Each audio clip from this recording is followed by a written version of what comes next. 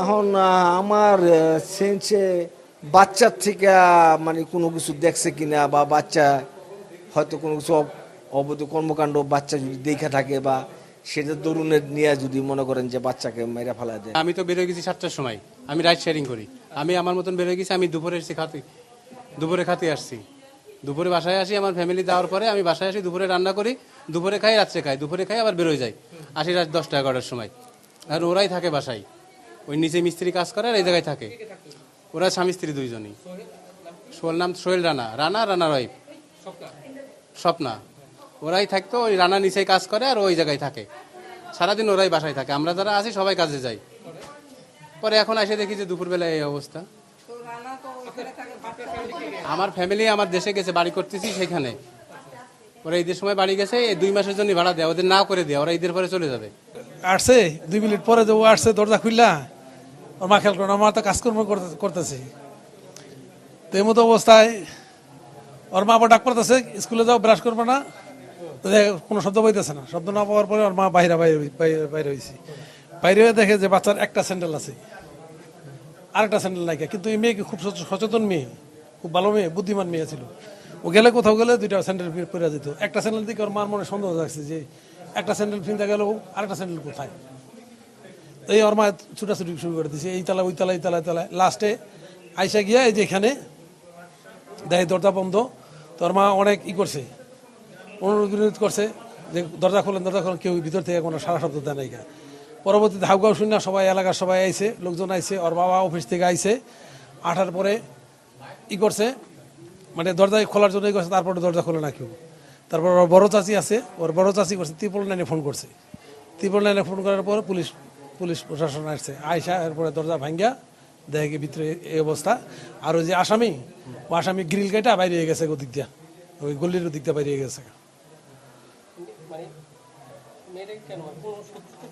না না না, কোনো শত্রু মেয়ে নাই, কোনো এই মেয়ে তো কোনো হইতে পারে না, এই মেয়ের তো কোনো হইতে পারে না।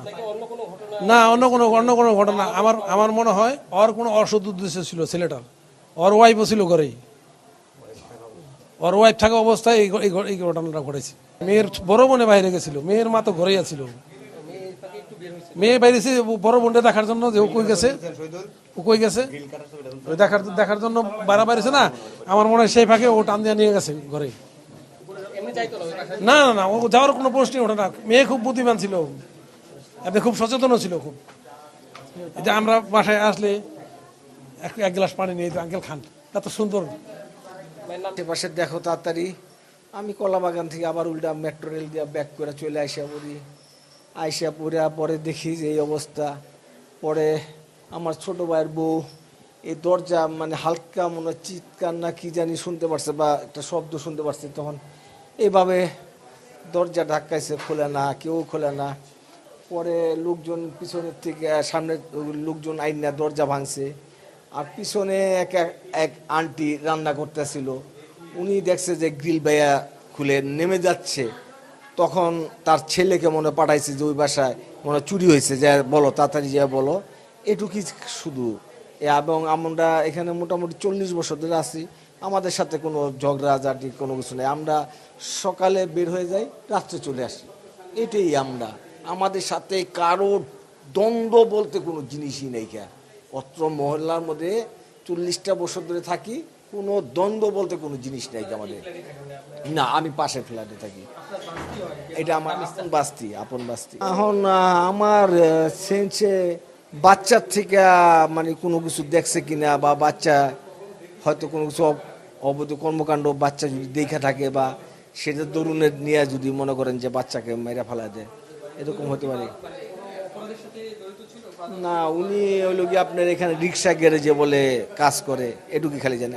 আমরা তো মহল্লা থাকি না, আমরা তো আঙ্কেল রাত্রে আসি, সকালবেলা চলে যাই, এই বেশি তো কিছু আমরা জানি না অত মহল্লার ভিতরে।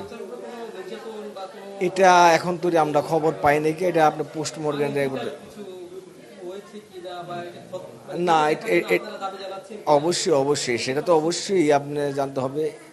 আমি আমার বুয়ার হাজব্যান্ড মানে যে পোস্টমর্টমের সাথে জড়িত, ওনাকে আমি জিজ্ঞেস করলাম, উনি বলল যে 2টা হাত বিচ্ছিন্ন, এবং গলা বিচ্ছিন্ন। এটুক খবর আমি ওনার থেকে পাইছি। আমাদেরকে ভিতরে ঢুকতে দেয় নাই তো, এটুকুই জানি।